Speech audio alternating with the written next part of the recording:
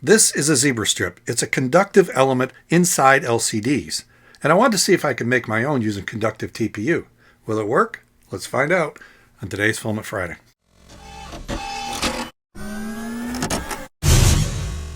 This video is sponsored by PCB Way. If you take apart an LCD module similar to what you'd find on an older Prusa printer, you'll find that underneath you have LED backlighting, and then you've got the LCD element, and it connects to the circuit board with these flexible conductors known as zebra strips. And they're called zebra strips because they alternate between conductor, non-conductor, conductor, non-conductor, so they can connect to pads on the board. And they're very, very flexible, and they squish down to make that connection. So you can see the pads down here next to the LED backlighting, and then there's little hard-to-see strips on the glass itself, which are conductors. And here's a drawing of a zebra strip. The black is a conductor and the white is the insulator. And you can see why it's called a zebra strip, because it's black and white.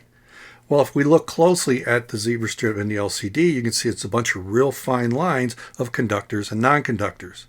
Now, because it's flexible and squishes, I wanted to try to use some conductive TPU and some non-conductive TPU to make my own zebra strip.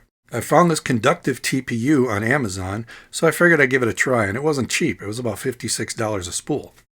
My idea was to take these two boards with edge connectors and put a zebra strip between them and see if I can make it work. When you're printing with TPU, you have to print slow, and frankly, a lot of my high-speed printers can't handle TPU very well, so I decided to just print it on my Ender 3 V3 SE with its direct drive extruder. For my Ender 3s, I still use Cura and my profiles, and I have a TPU profile that's worked really well for me. The only thing I had to change was retraction. I lowered it to 2 for the direct drive extruder. And it said it would take 1 hour and 47 minutes. And I'm glad I picked this printer because it did a really good job. And look at this, no stringing. So this is my test print for TPU. And if I get no stringing, I know I've got everything set right. But the question was, how conductive is it? So I put a probe on each side of the octopus, and I was measuring 18 mega ohms, but it was dropping. And when I let it settle, it was at 16 mega ohms. Now that's real high resistance. That's barely conductive. So I went back to Amazon to see if I could find more details, and all they offered was conductive PLA. I couldn't find a conductive TPU that I had bought.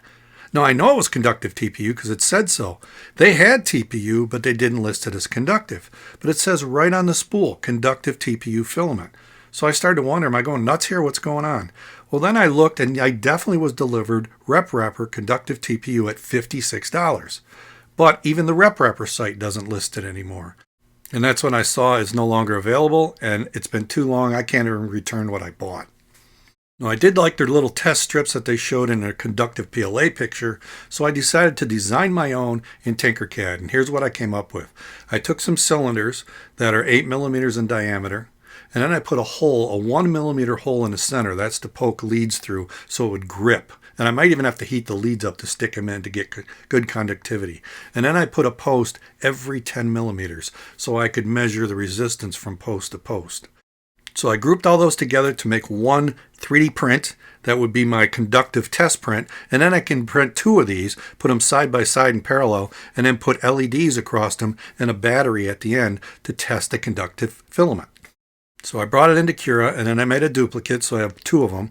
And then I used my TPU profile, but I changed the wall line count to 10, so a large number. That way it would print solid. Everything would essentially be solid. So it said 1 hour and 17 minutes to print, and let's do a preview. You can see it's solid all the way through the post and into the base. So it should be one continuous conductor as best as I can print. So now we go off to the Ender 3. The Ender 3 V3 SE did an excellent job. Again, no stringing. This profile is working. It's flexible, not super flexible. I don't know if this is a whole lot more flexible than PLA, but let's test it out.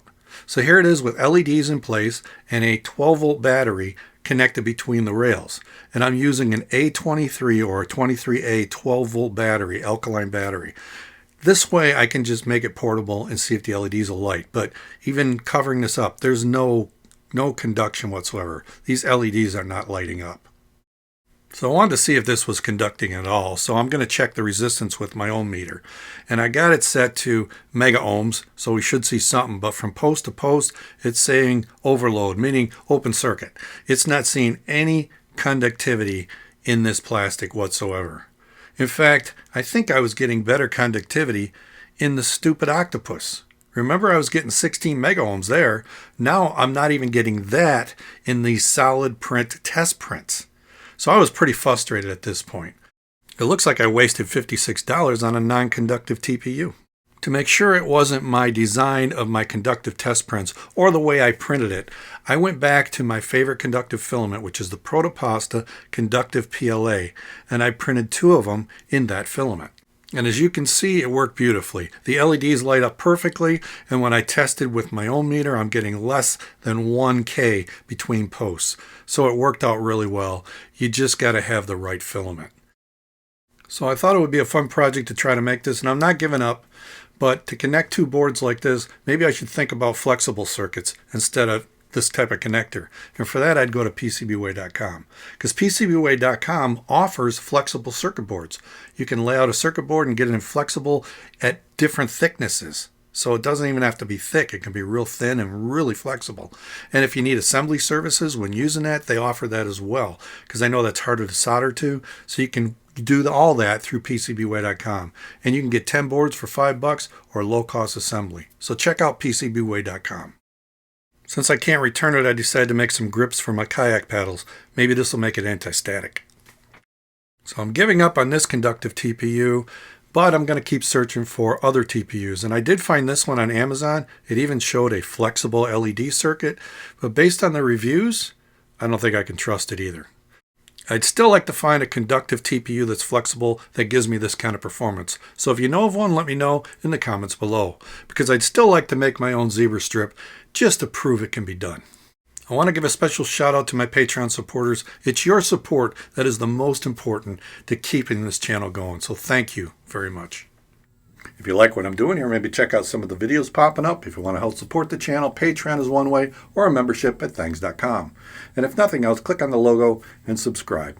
I'll see you next time right here at Chuck Hellebuck's Electronic Products and Filament Friday.